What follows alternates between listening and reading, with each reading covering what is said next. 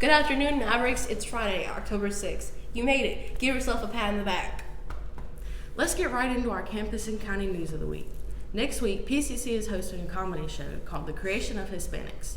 The show will be held from 12 to 1:30 p.m. on Tuesday, October 10th in the D101 auditorium. If you're interested and your teacher allows you to attend, make sure to check it out.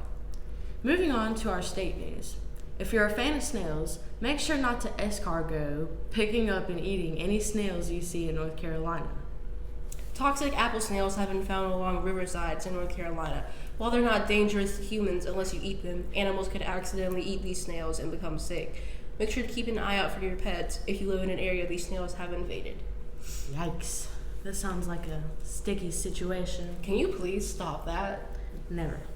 You can't escape the puns. Moving on, let's talk about our country news. Yeehaw! No, the United States. Oh, not yeehaw. Anyways, let's talk about our United States news. The Biden administration is working towards a new path to provide large-scale student loan cancellations after the failure to pass a debt relief plan. For college students with a large amount of debt, this could be life-changing. Updates are predicted to come about this program in the following week. Now, onto our world news. This week, we're talking science. Two scientists who made groundbreaking discoveries on mRNA vaccines for COVID-19. Catalin Carrico and Drew Weissman both received the Nobel Prize in Medicine for changing the understanding of how mRNA interacts with the immune system and contributing to the rate of vaccine development. We don't often give credit to those who create the medicines that help us, so make sure to remember the scientists hard at work behind the scenes whenever you get a shot. That wraps up our weekly news segment.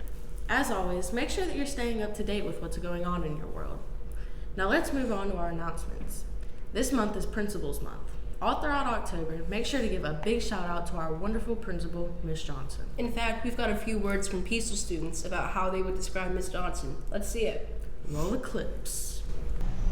Good evening, Mavericks. Recently this week, I asked Peaceful students what one word they would use to describe our principal, Miss Johnson.